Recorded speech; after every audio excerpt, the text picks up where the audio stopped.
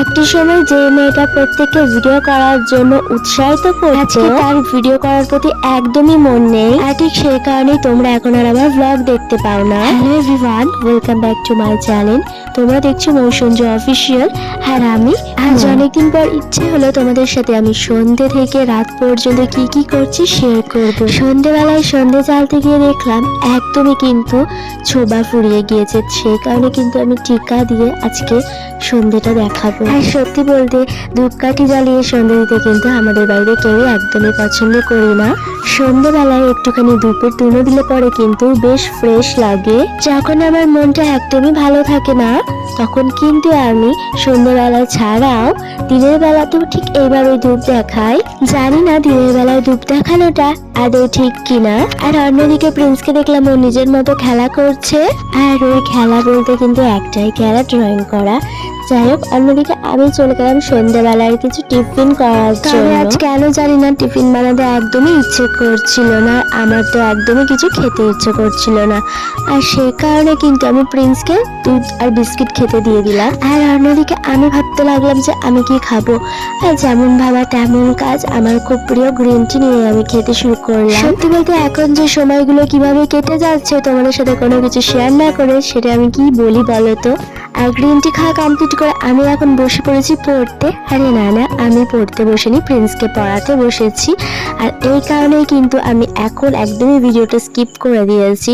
আর পড়িয়ে ওঠার পর বই পড়লাম, পড়াতে পড়াতে আমি কিন্তু রান্নাটা অলমোস্ট করে নিয়েছিলাম। আর অন্যদিকে প্রিন্স আর প্রিন্সের দিদা কিন্তু এখন খেলা করছে। আর আমার রান্নাটা প্রায় হয়ে এসেছে, তোমাদের সাথেও শেয়ার করি আজকে রাতে আমাদের কি রান্না হবে। প্রিন্সের শরীরটা একদমই ভালো না থাকে, ও একদমই খাবার খেতে পারেনি দুপুরে, তাই রাত্রেবেলাতে আজকে আমি একটুখানি চিকেন রান্না করেছি। অন্যদিকে তোমরা গেস করো তো এটা কি রান্না হচ্ছে, তোমরা গেস করো, ততক্ষণে আমি একটু মাংস খেয়ে নিই। আমার না কষা মাংস খেতে দারুণ লাগে। আচ্ছা তোমাদের কার কার ভালো লাগে বলো তো। দেখো আমাদের কিন্তু রাতে ডিনার কমপ্লিট হয়ে গিয়েছে। আর আজকে ডিনারও ছিল বিরিয়ানি। বিরিয়ানি বানাতে আর খেতে দুটোই কিন্তু আমার দারুণ লাগে। আর আজকে বিরিয়ানিটা কেমন হয়েছে সেটাই এখন টেস্ট করে তোমাদের দেখাবো। বিরিয়ানিটা এতটা পরিমাণে গরম ছিল যে আমি একদমই তোমাদের সাথে শেয়ার করতে পারছিলাম না। তাই ট্যাডি বিয়ারকে বললাম যে তুমি একটুখানি আলুটা ভেঙে দেখাও আর সঙ্গে কিন্তু চিকেনটা একটুখানি ভেঙে দেখাবে। প্রিন্সের কিন্তু বিরিয়ানি দেখার পর কোথায় যেন শরীর খারাপটা হারিয়ে গিয়েছিল।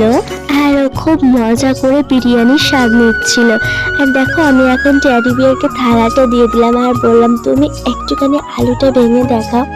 আর সেটাই ও দেখাচ্ছে, যেহেতু ট্যাডি বিয়ার কিছুক্ষণ আগে কাছ থেকে এসে ভাত খেয়েছে। বললো যে আমি আজকে বিরিয়ানি খাবো না, আমার শুধুমাত্র একটুখানি চিকেন কষা দাও। তবে বিরিয়ানিটা ভেঙে আমি যে একটা বাইট ট্যাডি বিয়ারের মুখে দিয়েছি তারপর ঘটে গেছে একটা অন্য রকমের কাণ্ড। ট্যাডি বিয়ার কিন্তু বিরিয়ানিটা মুখে নিয়ে গরমের মধ্যে কেমন করছিল দেখো, মানে বিরিয়ানিটা ছিল একদম আগুনের মতো গরম। আর সেটা মুখে নেওয়ার পরে ট্যাডি বিয়ার বলছে কি যে মো আমার না একটুখানি তুমি বিরিয়ানি প্লেটেই দাও, কারণ আমার খুব খুব খুব ভালো লেগেছে। আর ঠিক সেই কারণে পুচকু প্লেটে একটুখানি বিরিয়ানি ট্যাডি বিয়ারকে দিয়ে দিয়েছিলাম। আর এখন নিজের রান্না নিজেই টেস্ট করে দেখার পালা। তো আমি তোকে অবাক যে এতটা সুন্দর হলো কিভাবে আজকের বিরিয়ানিটা। আমি অনেকবার বিরিয়ানি বাড়িতে বানিয়েছি, তার মধ্যে কিন্তু আজকেরটা ছিল দারুণ বেস্ট। আর এরপর খাওয়া দাওয়া করার পরে আমি ড্রেসটা চেঞ্জ করে নিয়েছি, এখন চলে যাবো ঘুমোতে। আজকের মতো এখানেই বিদায় জানাচ্ছি, দেখা হবে নেক্সট কোনো ব্লগে। আজকের মতো টাটা।